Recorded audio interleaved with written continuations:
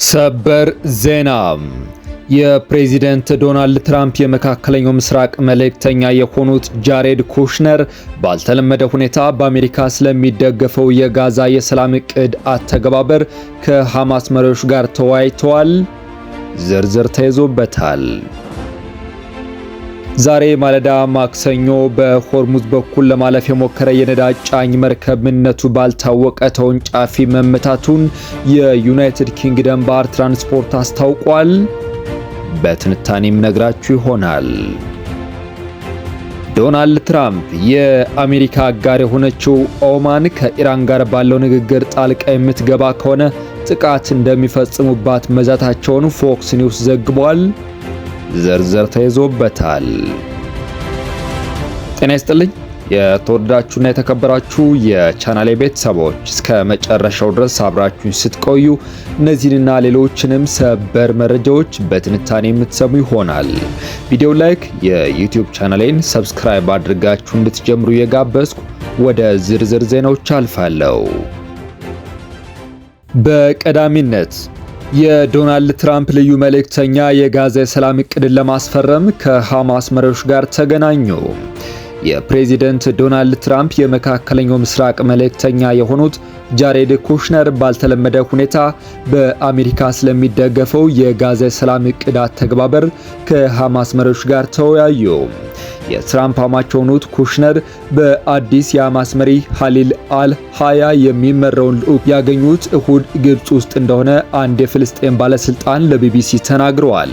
የሰላም ዕቅዱን ትግበራ የሚቆጣጠረው የትራምፕ የሰላም ቦርድ ሐማስና በጋዛ የሚገኙ ሌሎች ታጣቂ ቡድኖች ሙሉ በሙሉ ትጥቅ እንዲፈቱ የሚያደርግ ስምምነት ላይ መድረሱን ሐምሌ ላይ አስታውቆ ነበር። ባለፈው ሳምንት ግን እስራኤል ወታደሮቿን እንድታስወጣ እንዲሁም ጋዛ ውስጥ አዲስ የፍልስጤም ሲቪል አስተዳደር እንዲመሰረት የሚያደርገውን ባለ 15 ነጥብ ዕቅድ እንደማትቀበለው ገልጻለች። 8 ሙስሊም አገራት እሁድ ዕለት ባወጡት መግለጫ እስራኤል ዕቅዱን ውድቅ ማድረጓንም ኮንነዋል። መጀመሪያ ላይ ጋዛ ውስጥ ሰላም ለማምጣት ታስቦ የተቋቋመውንና ኋላ ላይ በዓለም ዙሪያ የሚካሄዱ ግጭቶችም እንዲያካትት የተቋቋመውን የሰላም ቦርድ የሚመሩት ፕሬዚደንት ዶናልድ ትራምፕ ናቸው። የትራምፕ መልእክተኛ ኩሽነር ከሐማሱ መሪ አል-ሃያ ጋር ያደረጉት ስብሰባ የጋዛ ተኩስ ማቆም ስምምነት ከተፈረመ ወዲህ የተካሄደ የመጀመሪያው ንግግር እንደሆነ ተገልጿል። የሰላም ቦርዱ መልእክተኞች የሆኑት ኒኮላይ ሞላደኖቭ እንዲሁም የቀድሞው የዩናይትድ ኪንግደም ጠቅላይ ሚኒስትር ቶኒ ብሌር ስብሰባው ላይ መገኘታቸውን ዘገባዎች አመልክተዋል። የሰላም ጥረቱን ሲያሸማግሉ የቆዩት የግብጽ፣ ኳታርና ቱርክ ተወካዮችም መሳተፋቸው ተሰምተዋል። የሐማስን ትጥቅ መፍታት በተመለከተ ስለሚወሰዱ ተግባራዊ እርምጃዎች እንዲሁም የእስራኤል ወታደሮችን መውጣትና ሰብአዊ ጥረቶችን በተመለከተ በውይይቱ ምን እንደተባለ እስካሁን ይፋ አልሆነም።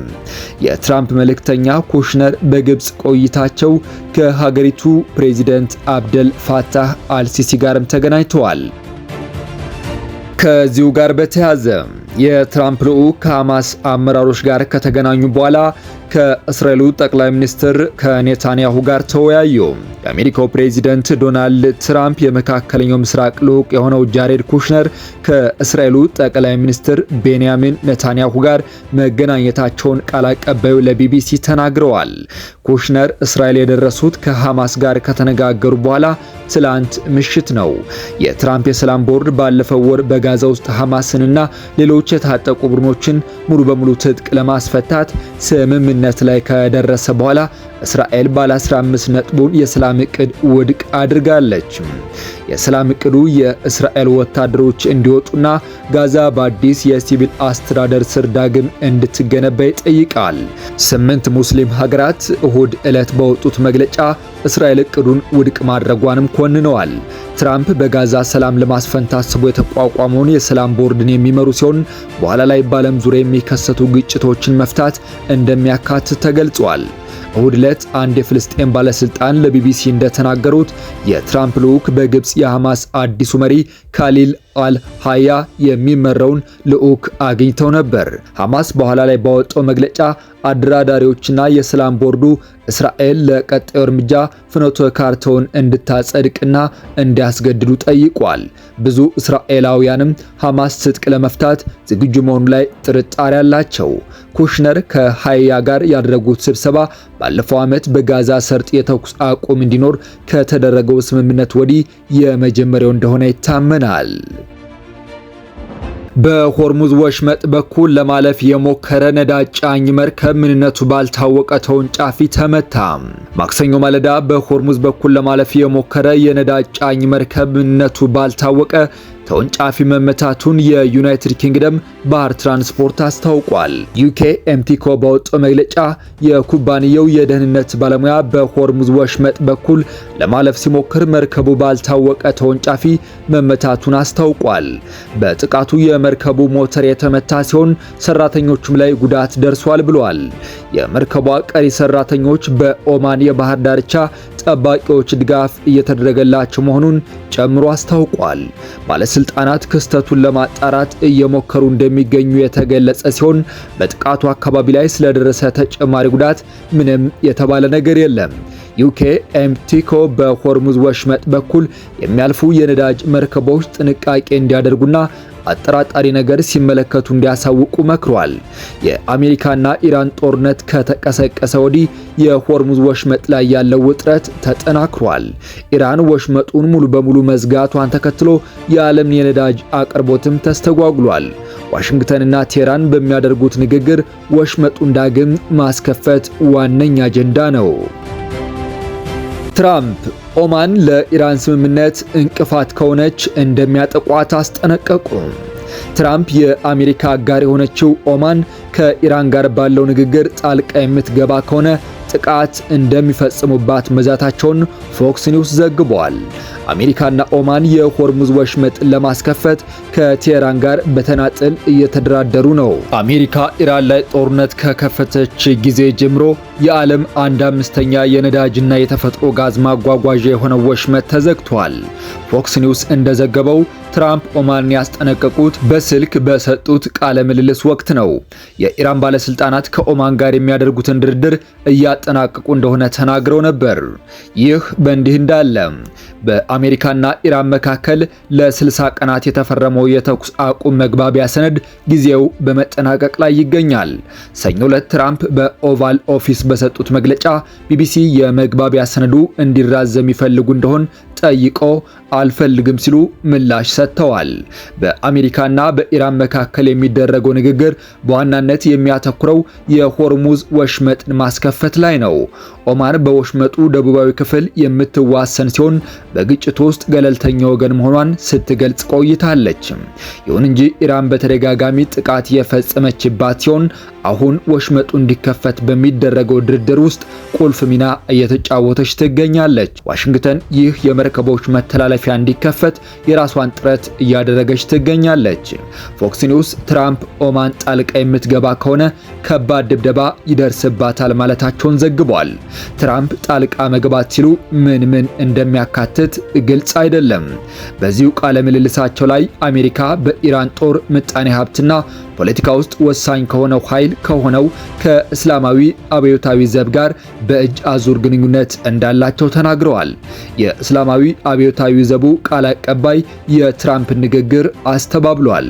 ቃል አቀባዩ ለኢራን የዜና ወኪል ታስኒም ኒውስ በአብዮታዊ ዘቡ ባለስልጣናትና በአሜሪካውያን መካከል ምንም አይነት ውይይት አልተደረገም። እናም ይህ የትራምፕ ውሸት በጦርነቱ ሽንፈትና ተስፋ መቁረጥ ሰበብ የመጣ ግራ መጋባትና ቅዠት ምክንያት የተፈጠረ ተስፋ መቁረጥ ብቻ ነው ብለዋል። ትራምፕ ኦማን ላይ ዛቻውን የሰነዘሩት ኢራን ሁለቱ ሀገራት በወሽመጡ መርከቦች ማለፍ እንዲችሉ ስምምነት ላይ መድረሳቸውን ከተናገረች ከጥቂት ሰዓታት በኋላ ነው። የኢራን የውጭ ጉዳይ ሚኒስቴር ቃል አቀባይ እስማኤል ባጋይ ለጋዜጠኞች የመጓጓዣ መስመሩን ካርታ በተመለከተ መግባባት ላይ ተደርሷል ብለዋል። ሁለቱም ወገኖች የጋራ መግለጫ ከማውጣታቸው በፊት ዝርዝር ጉዳዮችን እንደሚያጠናቅቁም ተናግረዋል። ኦማን ቀደም ሲል ውይይቱ በአዎንታዊ መልኩ እየሄደ መሆኑን ገልጻ ነበር። በዚህ ወር መጀመሪያ ላይ የኢራን የውጭ ጉዳይ ሚኒስትር አባስ አራግቺ ወሽመጡ ዳግም ሙሉ በሙሉ እንዲከፈት አሜሪካ የመግባቢያ ሰነዱን በመጣሷ ካሳ መክፈሏ ላይ ይወሰናል ብለው ነበር። ሮይተርስ አንድ የኢራን ባለስልጣንን ጠቅሶ ቴህራን በባህረ ሰላጤው ውስጥ ከሚጓዙ የጭነት መርከቦች ከ5 በመቶ እስከ 7 በመቶ የሚደርስ ክፍያ እንደምትጠብቅ ዘግበዋል። ኢራን 2 የፈረንሳይ ኤምባሲ ሰራተኞች ወደ ሀገሯ እንዳይገቡ አገደች። ኢራን ባለፈው ወር በዲፕሎማሲ እሰጥ አገባ ውስጥ የተሳተፉ የፈረንሳይ ኤምባሲ 2 ሰራተኞች ወደ ሀገሯ እንዳይገቡ መከልከሏን አስታወቀች። የኢራን የውጭ ጉዳይ ሚኒስቴር ቃል አቀባይ እስማኤል ባጋይ እንደተናገሩት 2 የቪየና ኮንቬንሽንን የጣሱ የፈረንሳይ ኤምባሲ ሰራተኞች መታገዳቸውን አስታውቀዋል። ባጋይ እነዚህ ግለሰቦች የሲቪል ማህበረሰብን ከመደገፍ ጋር በተያዙ ተግባራት ውስጥ ተሳትፈዋል ብሎ መናገር በራሱ የቪየና ኮንቬንሽን ተጥሷል የሚለውን አምኖ መቀበል ነው ሲሉ በሳምንታዊ መግለጫው ወቅት ተናግረዋል። ቴህራን ለረጅም ጊዜ የምዕራቡ ዓለም በውስጥ ጉዳይ ጣልቃ እየገባ ነው በሚል በተደጋጋሚ ስታስጠነቅቅ ተደምጣለች። የፈረንሳዩ የውጭ ጉዳይ ሚኒስትር ዣን ኖኤል ባሮት ባለፈው ወር ከፍራንስ ኢንተር ጋር ባደረጉት ቃለ ምልልስ የሁለቱ የኤምባሲ ሰራተኞች ተልእኮ የኢራን ሲቪል ማህበረሰብን፣ ተማሪዎችንና አርቲስቶችን የሚደግፉ ፕሮግራሞችን ማዘጋጀት ነው። ፈረንሳይ በዓለም ላይ ለኢራን ሲቪል ማህበረሰብ ከፍተኛ አስተዋጽኦ ካበረከቱ አገሮች አንዷ ናት። እናም ለዚህ ዋጋ ከፍለናል ብለዋል። በፋርስ ባህረ ሰላጤ የተሰማሩ የአሜሪካ ወታደሮች የአእምሮ ጤና ጉዳይ አሳሳቢ ነው ተባለ። በመካከለኛው ምስራቅ የሚገኘው የአሜሪካ ሰራዊት ከፍተኛ አዛዥ የሆኑት አድሚራል ብራድ ኩፐር በባህረ ሰላጤው በተሰማራው የአሜሪካ ግዙፍ የጦር መርከብ ላይ ለሚገኙ ወታደሮች የአእምሮ ጤና ቀዳሚ ትኩረት እንደሚሰጥ ተናግረዋል። ወታደራዊ መኮንኑ ይህንን ያሉት ከኢራን ጋር በሚደረገው ጦርነት ተሳታፊ በሆነው ዩኤስኤስ ሊንከን የጦር መርከብ ላይ ያሉ የአሜሪካ ወታደሮች በአስቸጋሪ ሁኔታ ውስጥ እንደሚገኙ እንዲሁም አንዳንዶችም ራስን የማጥፋት ሙከራ ማድረጋቸው ከተዘገበ በኋላ ነው። አውሮፕላን ተሸካሚ መርከብ ወደ ባህረ ሰላጤው የደረሰው ባለፈው ጥር ሲሆን ከኢራን ጋር በሚደረገው ጦርነት ተሳታፊ ነው። ከዚህም ባሻገር አሜሪካ በኢራን ወደቦች ላይ የጣለችውን እገዳ በማስፈጸም ላይ ነው። በመርከቡ ላይ የሚገኙ የአሜሪካ የሰራዊት አባላት ከ240 ቀናት በላይ በባህር ላይ መቆየታቸው የተነገረ ሲሆን ይህም የተለያዩ ችግሮችን እያስከተለባቸው መሆኑ ተዘግቧል።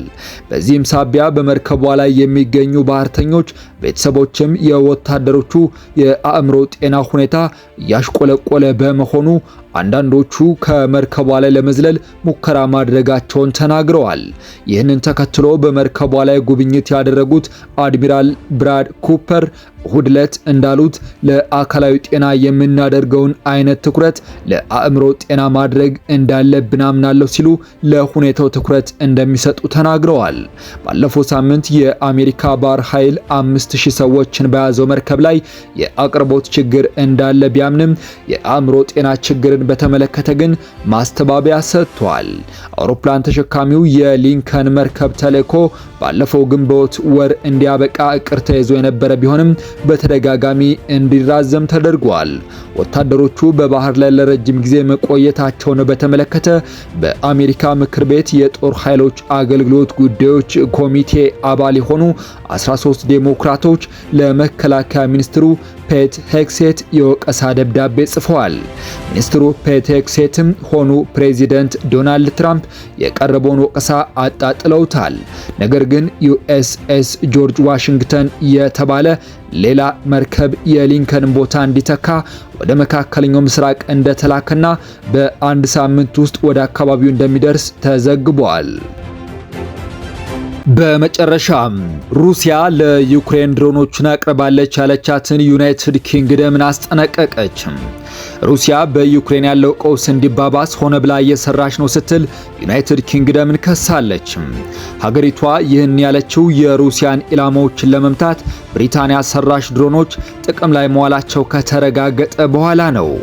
በዩኬ ያለው የሩሲያ ኤምባሲ ባወጣው መግለጫ ዩናይትድ ኪንግደም በደም አፋሳሽ ወንጀልና የሽብር ጥቃት አጋርና ተባባሪ እየሆነች ነው ብለዋል። ምላሽ የሚያስፈልገው የለንደን ድርጊት መዘዝ ማስከተሉ አይቀሬ ነው ያለው መግለጫው ዩኬ በግጭቱ ያላት ተሳትፎ እየጨመረ በመጣ ቁጥር የምትከፍለውን ዋጋ እንደሚያከፋው አስጠንቅቋል። ሩሲያ ያቀረበችውን ክስ ተከትሎ የዩኬ የመከላከያ ሚኒስቴር ቃል አቀባይ በሰጡት ምላሽ ብሪታንያ ከዩክሬን ጎን ትቆማለች ሲሉ ለቢቢሲ ተናግረዋል። መንግስት ሩሲያ በዩክሬን በዩኬና በአጋሮቻችን ላይ የፈጸመች ባለችው እብሪት በተቃራኒ መቆሙን ሩሲያ መጠራጠር የለባትም ሲሉም በመግለጫቸው ላይ አቋማቸውን ገልጸዋል። ጨምረውም ዩኬ ለዩክሬን ከሩሲያው ፕሬዚደንት ቭላዲሚር ፑቲን ህገወጥ ወረራ ራሷን ለመከላከል የሚያስችላትን መሳሪያ ለማቅረብ ቁርጠኛ ናት ብለዋል። መከላከያ ሚኒስቴሩ ሚያዝያ ወር ላይ ረጅም ርቀት ጥቃት መፈጸም የሚችሉ መሳሪያዎችን ጨምሮ በ10 ሺዎች የሚቆጠሩ ድሮኖችን እንደሚያቀርብ አስታውቆ ነበር። በብሪታንያ ሁለት የተለያዩ ኩባንያዎች የተሰሩት ድሮኖች በሩሲያ ውስጥ በተፈጸመው መጠነ ሰፊና ስኬታማ የሆኑ ወታደራዊ እንዲሁም የነዳጅ ማጣሪያዎችን መጋዘኖችና የኦንላይን ጅምላ ከፋፋይ የሆነውን ዋይልድ ቤሪስን ጨምሮ የኢንዱስትሪ ኢላማዎችን ለመምታት ጥቅም ላይ ውለዋል። ዩክሬን የሩሲያው አማዞን የሚባለውን የኦንላይን ገበያ ድርጅት በተደጋጋሚ ኢላማ ያደረገች ሲሆን በሀገሪቷ ካሉ 10 ትላልቅ የድርጅቱ የሎጂስቲክስ ማዕከላት 7ቱ ሙሉ በሙሉ መውደማቸውን ገልጻለች። በእነዚህ 35 ቢሊዮን ዶላር የኢኮኖሚ ጉዳት አድርሰዋል በተባሉ ጥቃቶች የዩኬ ድሮኖች ጥቅም ላይ መዋላቸውን ወታደራዊ ምንጮች ለቢቢሲ አረጋግጠዋል። ሩሲያ በዩክሬን ላይ ሙሉ ወረራ የከፈተችው ከ4 ዓመታት በፊት ሲሆን አሁን ላይ 1/5ኛውን የዩክሬን ክፍል ተቆጣጥራ ትገኛለች። የውጭ ጉዳይ ሚኒስቴሯ ቃል አቀባይ ማሪያ ዛካሮቫ በሮስቶቭ ክልል የሚገኘውን የነዳጅ ማከማቻ ጨምሮ የሩሲያን ግዛት ለማጥቃት የዩኬ ሰራሽ ድሮኖች ጥቅም ላይ ውለዋል ብለዋል። ሞስኮ ለዩኬ ማስጠንቀቂያ የሰጠችው ዩክሬን በሩሲያ ላይ ተከታታይ ጥቃት ከፈጸመች በኋላ ነው። ሰኞ ዕለት በተፈጸመው ጥቃት ብቻ 9 ሰዎች ሲገደሉ አንድ ሕፃንን ጨምሮ 23 ሰዎች ጉዳት ደርሶባቸዋል። ቅዳሜ ዕለትም ዩክሬን 822 ድሮኖችን ወደ ሩሲያ የተኮሰች ሲሆን 600 የሚሆኑት ዋና መዲናዋን ሞስኮን ለመምታት ያለሙ እንደሆነ የአካባቢው አስተዳደር የገለጸ ሲሆን መዲናዋ በቅርብ ጊዜ ውስጥ ከተፈጸሙ መጠነ ሰፊ ጥቃቶች አንዱን አስተናግዳለች ብለዋል። በዚህ ጥቃት 7 ሰዎች ሞተዋል። በዚያው ምሽት ሩሲያ በዩክሬን ላይ በፈጸመችው ጥቃት 7 ሰዎች ሲገደሉ ከ39 ሰዎች በላይም ጉዳት ደርሶባቸዋል። የተወደዳችሁ የቻናሌ ቤተሰቦች ለዕለቱ ያስኳቸው ዓለም አቀፋዊ የጂኦፖለቲካዊ አጫጭር ሰበር መረጃዎችን በዚሁ አጠናቀቅኩ። ቪዲዮ ላይክ፣ የዩቲዩብ ቻናሌን ሰብስክራይብ ያደረጋችሁ የሚዲያው አጋር ቤተሰብ ይሁኑ እያልኩ በያላችሁበት ሰላም እንድትቆዩ ተመኘው።